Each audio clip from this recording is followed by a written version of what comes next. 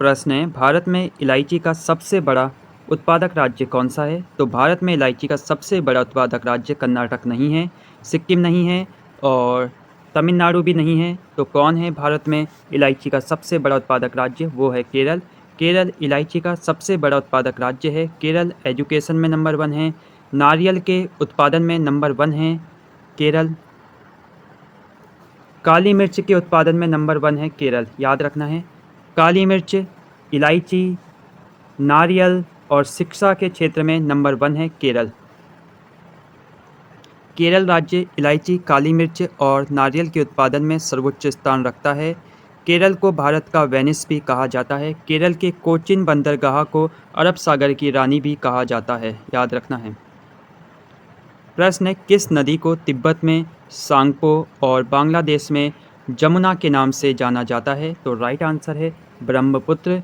ब्रह्मपुत्र को तिब्बत में सांगपो, बांग्लादेश में जमुना के नाम से जाना जाता है, जबकि अरुणाचल प्रदेश में दिहांग के नाम से जाना जाता है ब्रह्मपुत्र नदी को। प्रश्न है, धुआंधार जलप्रपात डैश नदी पर निर्मित हुआ है? तो सबसे पहले धुआंधार जलप्रपात किस राज्य में है? तो ये है मध्य प्रदेश राज्य में। और किस नदी पर स्थित है? तो ये है नर्मदा नदी में। नर्मदा नदी कहाँ से निकलती है? तो ये निकलती है अमरकंटक पर्वत से। और कहाँ पर गिरती है? ये गिरती है अरब सागर में, याद रखना है। नर्मदा नदी का उद्गम विंध्याचल पर्वत श्रेणी के अमरकंटक पर्वत से होता है। ये डेल्टा के बजाय एस्चुरी बनाती है और अरब सागर में मिल जाती है, याद रखना है आपको। धुआंधार जलप्रपात स्थित है नर्मदा नदी में, जो कि मध्य प्रदेश में है। प्रश्न है, डंकन पास इनमें से किसके बीच में स्थित है? तो राइट आंसर है ऑप्शन सी, दक्षिणी अंडमान और छोटा अंडमान के बीच में है डंकन पास। प्रश्न है, प्रसिद्ध जोग जलप्रपात डैश में स्थित है? जोग जलप्रपात, जिसका नाम महात्मा गांधी जलप्रपात के नाम से भी जाना जाता है और गोरसप्पा जलप्रपात के नाम से भी हम इसे जानते हैं। आपको बताना है प्रसिद्ध जोग जलप्रपात किस राज्य में स्थित है? तो राइट आंसर है कर्नाटक।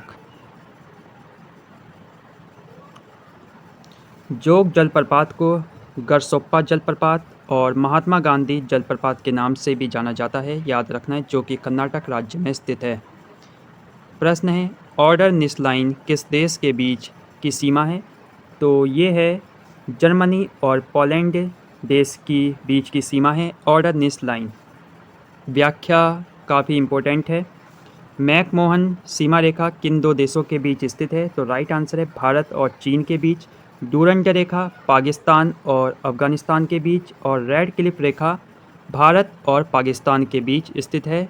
और मैगिनॉट रेखा भी पूछी जाती है, तो ये जर्मनी और फ्रांस के बीच स्थित है। इनको आपको याद रखना है, छोटी छोटी चीज़ें हैं लेकिन कंफ्यूज कर देती हैं। प्रश्न है, निम्न में से किस देश के पास यूरेनियम का विश्व का सबसे बड़ा भंडार है?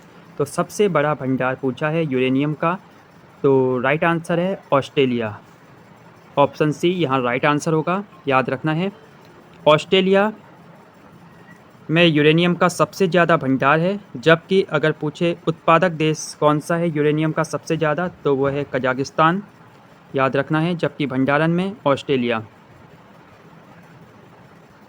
प्रश्न है, ब्लू नील नदी यानी नीली नील नदी निम्न में से किस झील से निकलती है? तो बहुत से लोगों ने आंसर कर दिया होगा विक्टोरिया झील, लेकिन विक्टोरिया झील गलत है। राइट आंसर है ताना झील। ताना झील से निकलती है नीली नील नदी। यहाँ पूछा गया है नीली नील नदी यानी ब्लू नील नदी, तो वो निकलती है ताना झील से। जबकि अगर आपसे पूछा जाएगा सफ़ेद नील नदी कहाँ से निकलती है, तो आंसर होगा विक्टोरिया झील। और नीली नील नदी प्लस सफ़ेद नील नदी मिलकर बनाती है नील नदी, याद रखना है।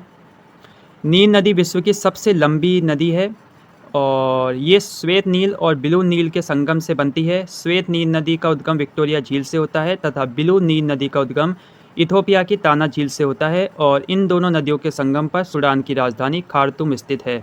इसको आपको याद रखना है। निम्न में से कौन सी एक ठंडी और शुष्क हवा है? कोल्ड एंड ड्राई विंड है, तो ये है बोरा। बहुत बार पूछा जाता है, इंपॉर्टेंट करना है और याद रखना है बोरा को।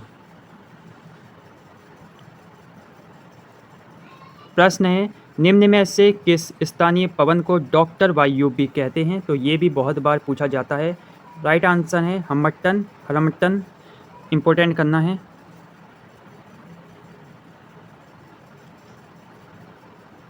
प्रश्न है, पृथ्वी से भेजी जाने वाली रेडियो तरंगे वायुमंडल की किस परत द्वारा पृथ्वी पर वापस लौट आती है? तो राइट आंसर आपको बताना है, आपको पता होगा राइट आंसर क्या है।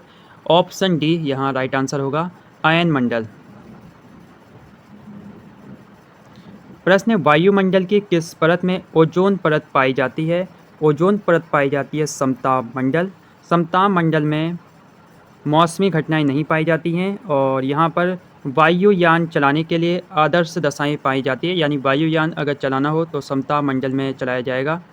समताप मंडल में मौसमी घटनाएं नहीं होती हैं। वायुयान चालकों के लिए ये उत्तम मंडल होता है। निम्न में से कौन सी गैस वायुमंडल में आयतन के अनुसार दूसरी सबसे प्रचुर मात्रा वाली गैस है? तो आपको बताना है। तो सबसे ज़्यादा पाई जाती है नाइट्रोजन, उसके बाद पाई जाती है ऑक्सीजन, याद रखना है। Nitrogen, oxygen. अब यहाँ झीलों के नाम देख लेते हैं। वूलर झील जम्मू कश्मीर में पाई जाती है, ताज़े पानी की सबसे बड़ी झील है वूलर झील। डल झील श्रीनगर में पाई जाती है। प्रश्न बनता है कि निम्न में से हिमानी निर्मित झील कौन सी है? ऑप्शन में मिलता है डल झील, तो राइट करना है डल झील को, जो कि श्रीनगर में है। सांबर झील कहाँ है? ये राजस्थान में है और ये भारत की अंतःस्थलीय बृहत्तम खारे पानी की सबसे बड़ी झील है, याद रखना है सांबर झील। जबकि अगर पूछेगा खारे पानी की सबसे बड़ी झील कौन सी है, तो आंसर होगा चिल्का झील, जो कि उड़ीसा में है, ये आपको याद रखना है। लोकटल झील बहुत बार पूछता है, तो लोकटल झील है मणिपुर में, और याद रखना है ये मीठे पानी की झील है लोकटल झील। एम से मणिपुर और एम से मीठा। लोकटल झील मणिपुर राज्य में स्थित है और विश्व में तैरती दीप्य झील के रूप में प्रसिद्ध है। गैबर झील ये राजस्थान में और भारत की सबसे बड़ी कृत्रिम झील है, इसको याद रखना है। सांबर झील हम देख चुके हैं, राजस्थान में है। और प्रश्न ये बनता है कि पुलिकट झील किस राज्य में स्थित है? तो आंध्र प्रदेश और तमिलनाडु राज्य में स्थित है पुलिकट झील, और ये खारे पानी की लैगून झील है। तो ये भी खारे पानी की झील है, ये आपको याद रखना है, कौन खारे पानी की है कौन मीठे पानी की है। और रूपकुंड झील ये तो हमारे उत्तराखंड में ताज़े जल की प्राकृतिक झील है, सबको पता ही है। पुलिकट झील याद रखना है, आंध्र प्रदेश और तमिलनाडु। चिल्का झील उड़ीसा, जो कि खारे पानी की सबसे बड़ी झील है। पुलिकट झील ये भी खारे पानी की लैगून झील है, आंध्र प्रदेश और तमिलनाडु। गैबर झील राजस्थान है। लोकटल झील मणिपुर, मीठे पानी की झील है, इसको भी याद रखना है। प्रश्न है, भारत के किस राज्य में विश्व का बैसाल्टिक उल्का प्रभाव से बनने वाला विशालतम गड्ढा स्थित है? तो वो है महाराष्ट्र में और उसका नाम है लोनार झील। लोनार झील का निर्माण उल्का पिंड के पृथ्वी से टकराने से हुआ था, जो कि महाराष्ट्र राज्य में स्थित है, तो याद रखना है लोनार झील, जो कि एक खारे पानी की झील है। लोनार झील यहाँ खारे पानी की झील है। और सबसे बड़ी खारे पानी की झील कौन सी है? चिल्का झील हम देख चुके हैं। और पुलिकट झील भी खारे पानी की झील है, ये भी आपको याद रखना है, जो कि आंध्र प्रदेश और तमिलनाडु राज्य में स्थित है। निम्न जल निकायों में से किसकी लवणता सबसे ज़्यादा होती है? तो राइट आंसर है लेक वॉन, याद रखना है। सबसे ज़्यादा लवणता होती है लेक वॉन की, यहाँ दे रखा है 330% होती है लेक वॉन की। मृत सागर सेकंड नंबर पर है 238%, और व्रत लवण झील 220% है। तो बहुत ही अच्छा प्रश्न है, इंपॉर्टेंट करके चलना है लेक वॉन। प्रश्न है, भारत में निम्न में से किस पथ का इस्तेमाल दो नदियों के बीच की भूमि के लिए किया जाता है?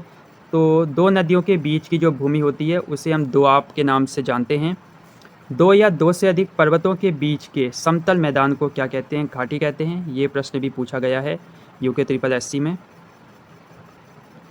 प्रश्न है, भारत में निम्न में से किस पथ का इस्तेमाल दो नदियों के बीच की भूमि के लिए होता है? दोआब, ये हम देख चुके हैं। प्रश्न है, युवावस्था में नदी अपरदन का एक विशिष्ट लक्षण निम्न में से कौन सा है? तो राइट आंसर आपको बताना है। राइट आंसर है gorge, option A right answer है। बहुत ही अच्छा प्रश्न है।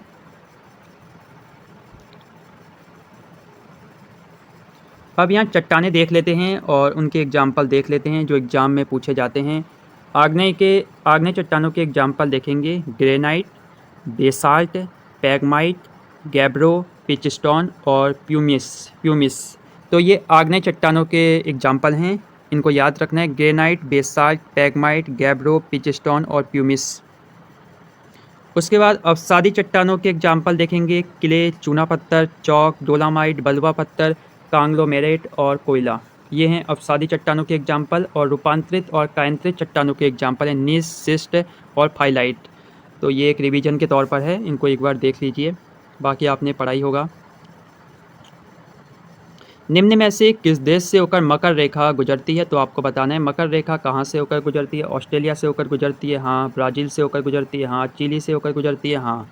तो सही हैं सब के सब। तो देख लेते हैं कहाँ कहाँ से गुजरती है मकर रेखा। ब्राज़ील से, पराग्वे से, अर्जेंटीना से, चिली से, फ्रांस से, बोत्सवाना से, ऑस्ट्रेलिया से, मेडागास्कर से, मोजाम्बिक से, दक्षिण अफ्रीका से, टोंगा से और नामीबिया से। याद रखना है। अब प्रश्न है, निम्न में से किस देश से होकर भूमध्य रेखा नहीं गुजरती है? तो भूमध्य रेखा गैबन से होकर गुजरती है, युगांडा से होकर गुजरती है और इंडोनेशिया से होकर गुजरती है, लेकिन थाईलैंड से होकर नहीं गुजरती है। तो भूमध्य रेखा जो गुजरती है वो इक्वाडोर, कोलंबिया, ब्राज़ील और साओ टोम और प्रिंसिप, गैबन, कांगो गणराज्य, कांगो लोकतांत्रिक गणराज्य, Uganda, Kenya, Somalia, Maldives, Indonesia और किरिबाती से होकर गुजरती है। इनके नाम आपको देखने हैं एक बार और याद करने का प्रयास करना है, क्योंकि यहाँ से प्रश्न बनता है। ये सब रिपीटेड प्रश्न हैं, तो एक आपको अनुमान देने का प्रयास है कहाँ से प्रश्न बन सकते हैं।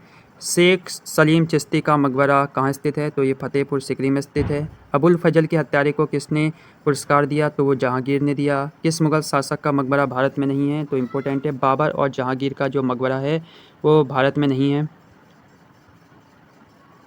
प्रश्न है, किसके शासनकाल में मुग़ल साम्राज्य की राजधानी आगरा से दिल्ली स्थानांतरित की गई थी? तो आगरा से दिल्ली गई थी शाहजहाँ के टाइम में, याद रखना है।